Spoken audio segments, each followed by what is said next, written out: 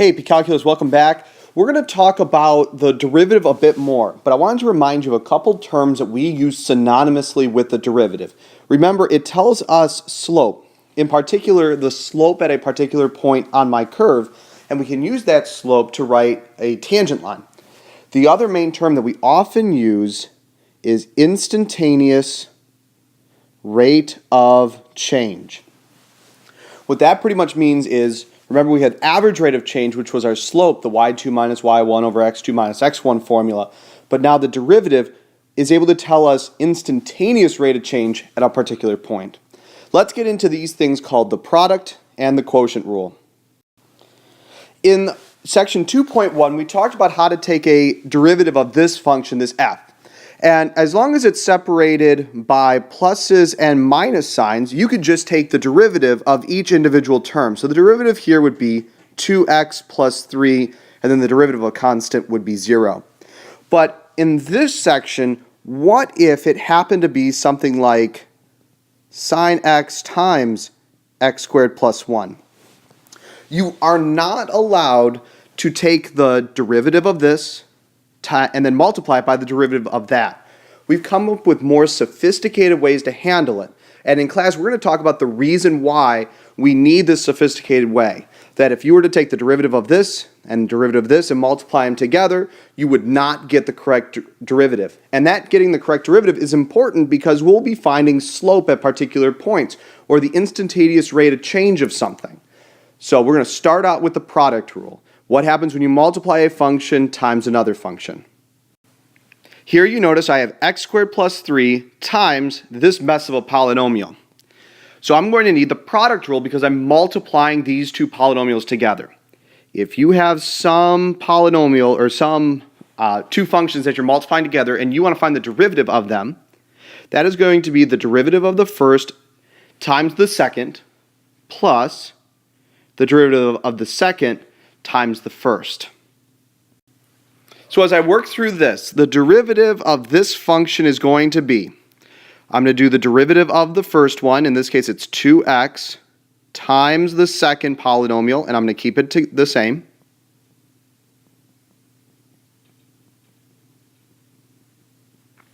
plus, I'm going to take the derivative of the second polynomial, 3x squared plus 4x plus 3, times, and I keep the second polynomial the same. Now, in terms of simplification, you are allowed to simplify this, if you'd like, into a final answer, a final polynomial. Unless you have to do this, like, for example, on a multiple choice in order to get the correct multiple choice A, B, C, D, or E, it is absolutely all right to leave this as your final answer, especially if it's on a free response question. There's a couple reasons to do this. One, the grader, whoever's grading this, can clearly see that you know how to do the product rule. And second, remember, if you make a mistake and you're simplifying to get to your final answer, even if this original one is right, if your final answer is wrong, you're going to lose the credit for the right answer. So it's often to our advantage to just leave our derivative like this. But if you'd like to simplify, there's no penalty for doing it unless you make a mistake. And we don't want to make mistakes. Moving on. Another product rule, which means that the derivative of this is going to be the derivative of natural log of x is 1 over x. Keep the second one the same. Plus, we are going to take the derivative of the second times, keep the first the same. So our final answer is going to be cosine x over x minus sine x times the natural log of x. And we can leave this as our final answer if we want, or you can simplify and combine the fractions, but I'd recommend only doing that if you absolutely had to get the correct answer choice on a multiple choice question. We're dealing here with a quotient, that is some function divided by another one. For this, I'm going to need the quotient rule. If I have two functions and they're dividing each other and I want to find their derivative, the quotient rule is the denominator times the derivative of the numerator minus, keep the numerator, the derivative of the denominator divided by the denominator squared. And we'll talk in class about where this formula comes from, and it actually does come from the product rule. We can derive this using the product rule, but it's often helpful for us to remember this outright. Another saying that really helps us to remember, because unlike the product rule, this has a minus sign in the middle. The quotient rule will always begin and end with the denominator. So if you can remember that, you'll never forget which part comes first. Keep the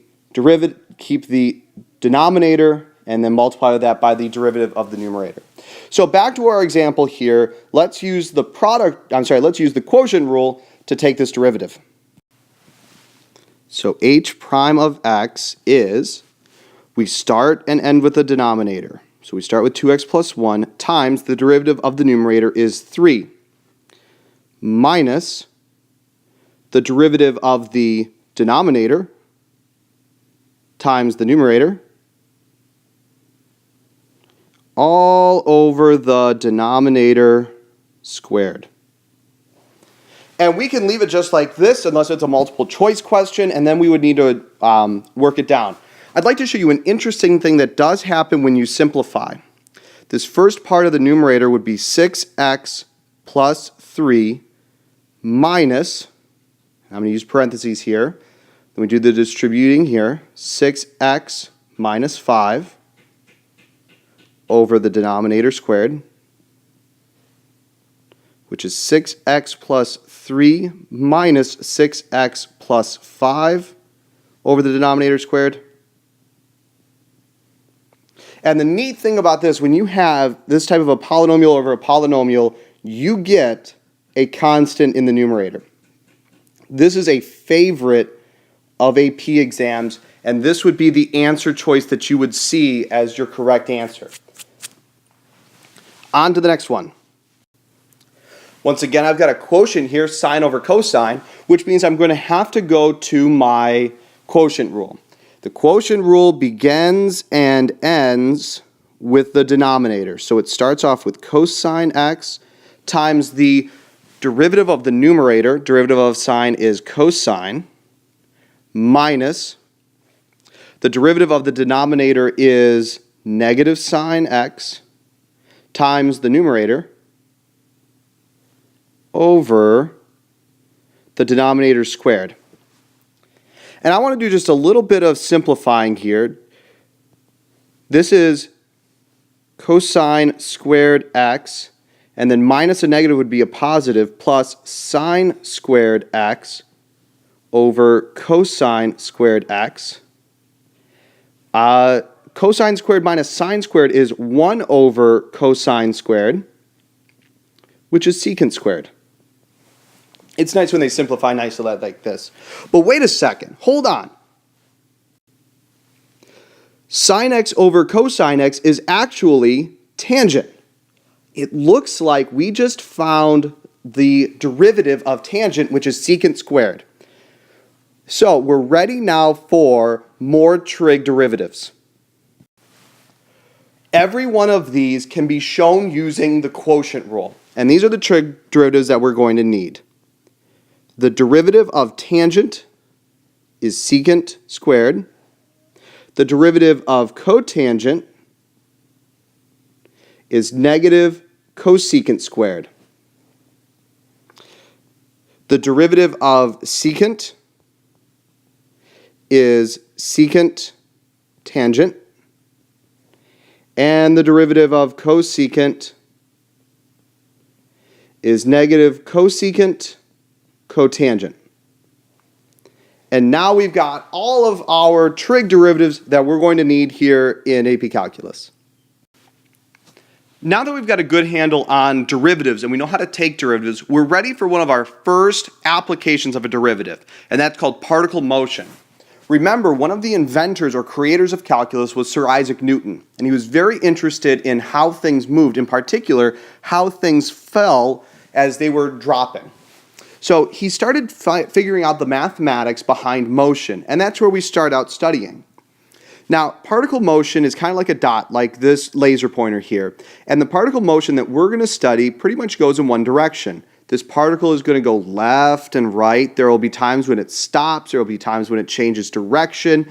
And we're going to start to measure where it is using what we're going to call a position function.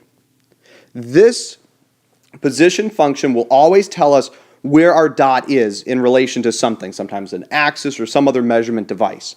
The typical abbreviations for the position functions are either s of t or x of t.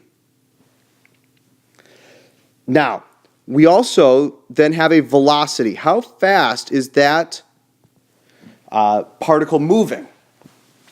And we call that v of t. That stands for your velocity.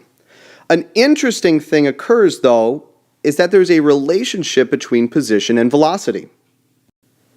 Remember that a derivative tells you a rate of change, and the rate of change in your position would give you how fast you're going. So v of t can be found by taking the derivative of your position function. Finally, we'll talk about the acceleration, and it's abbreviated a of t. Acceleration is defined as how you're changing in your speed, whether you're the rate of change in your speed, making it the derivative of your velocity function. This also makes it the second derivative of your position function. So what I will typically do is write out s of t, v of t, a of t, to remind me that to get to one to the other, all I have to do is take derivatives, just like the pattern sine x, cosine x, negative sine x, negative cosine x. As you move down the list, you could just take a derivative to get one to the other. Let's look at two specific examples about this particle motion so we can see what it looks like in an applied setting. In this problem, a particle is moving along the x-axis so that its position at any time t is greater than or equal to 0 is modeled by the equation s of t equals e to the t times sine of t, where t is measured in seconds and s of t is measured in meters. Find the velocity and acceleration of the particle at the instant it starts. Includes units. So the first part of what I'm going to need is, what does this mean, instant it starts? Well, we're going to call that t equals 0. That's the first time that I'm allowed to substitute in. It's often called initial. So we'll be finding the initial position, the initial velocity, and the initial acceleration. So to find the velocity function, I'm going to need to take the derivative of position. And notice it's a product. You have two different functions multiplying each other, which means I need the product rule for this.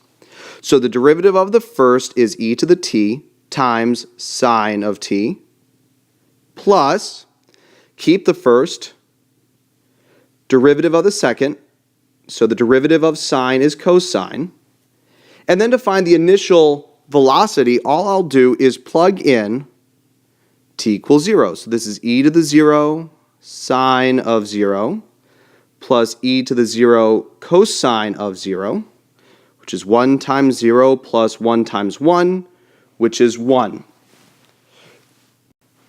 Now for the units. The units for s of t is meters, and the units for t is seconds. So the units would be 1 meter per second. And we'll talk more in class about finding the units based on the derivative that you're taking. All right, it's time for the second part of the problem where I need to find the acceleration of the particle at the instant it starts. So now I have to take the derivative of velocity in order to get the acceleration. So I first start with the derivative of the first part. Again, I'm going to need the product rule. Derivative of the first times the second plus derivative of the second times the first plus, now I need to do the derivative of this. Derivative of the first times the second plus the derivative of the second, which is negative sine t times e to the t. Now to make my life a little bit easier, I'm going to look to see if I can cancel anything. Notice I have a positive e to the t sine t and a negative e to the t sine t. These two will cancel out.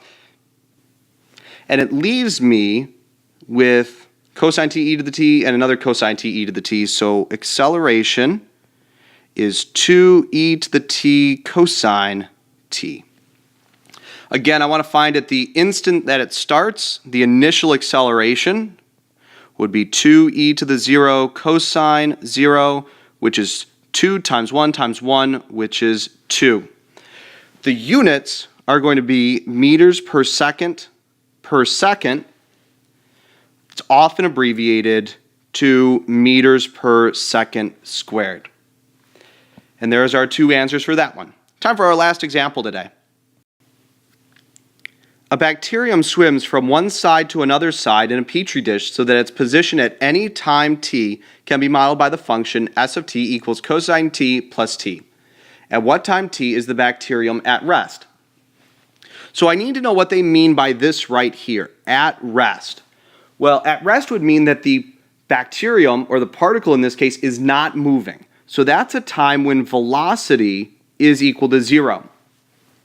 So what I need to do is I need to find velocity and then set it equal to 0 to find out when is the velocity 0.